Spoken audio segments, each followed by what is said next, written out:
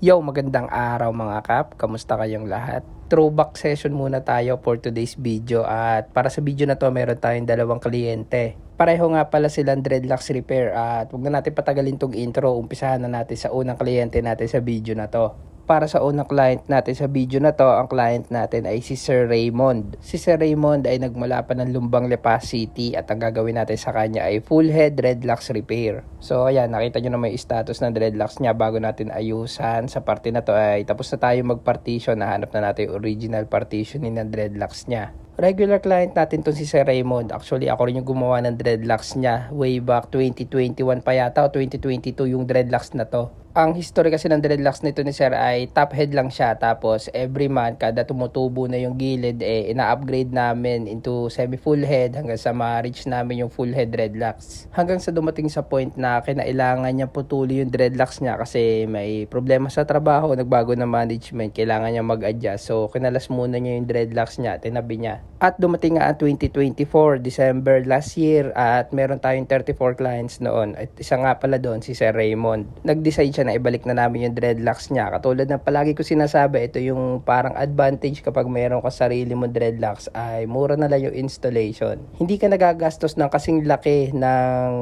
bayad mo the first time na magpapadreadlocks ka kasi nga meron ka na sarili mong extension. Hindi ko na ma-recall kung 2021 or 2022 kung kinabit tong dreadlocks na to, pero since then ay hindi pa siya nakakatikim ng dreadlocks repair at this year lang talaga namin inayusan to. Ako natutuwa talaga akong makita na yung mga gawa ko nung year 2020 to 2022 ay hanggang ngayon napapakinabangan ng mga clients. Noong mga panahon kasing yan ay nasa exploring stage pa rin ako. Katulad na lang nitong gawa natin kay Sir Raymond, yan yung mga isang example sa mga gawa ko nung mga panahon nag-uumpisa pa lang ako. Wala naman kasi talagang perfect dreadlocks. Katulad na lang nito, yung mga gawa ko dito sa panahon na to ay nakikita ko talaga yung mga mali or flaws ng gawa ko. Pero para sa akin naman kapag meron ako mga back job, pagka nakikita ko may mali yung gawa ko, ibig sabihin meron pa akong room for improvement. Kasi kapag hindi ka na nagkakamali, parang ibig sabihin nun hindi ka na gumagalaw. So ayun, hindi ko na pakakahabaan pa. Ito na nga pala yung naging resulta ng gawa natin kay Sir Raymond. Nirepair na natin from roots to tips. Full head repair yung gawa natin dito.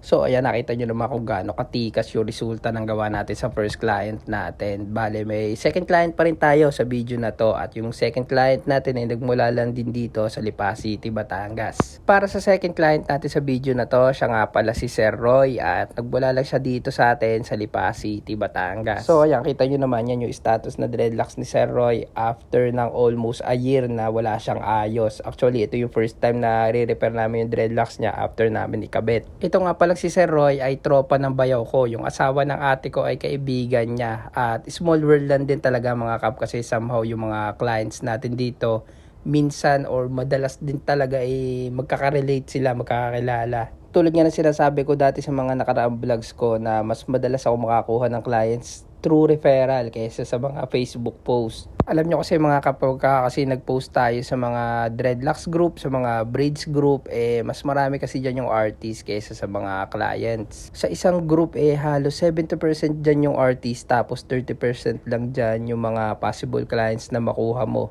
Tapos sa 30% na yon, syempre maghahati-hati pa kayo. Kumbaga parang rarapol pa kayo, magkakanvas pa si clients kung sino ba yung pinaka-deserving na artist na makakakuha. Kaya ako kapag nagpo-post ako sa mga group sa Facebook ay for engagement na lang talaga yung reason. Kasi ayun, alam ko naman maliit yung chance na makakakuha ako ng clients. So ginagalingan ko na lang din para i-refer ako ng mga clients sa mga kaibigan nila. So anyway, ito na nga pala yung resulta ng gawa natin kay Sir Roy. Bale, roots to tips yung gawa natin. Top head repair nga pala to. So ayan, check nyo na lang kung gaano kalinis yung naging resulta ng gawa natin kay Sir Roy. At napakalinis pa rin talaga ng extensions niya kahit almost a year na natin itong hindi naaayusan.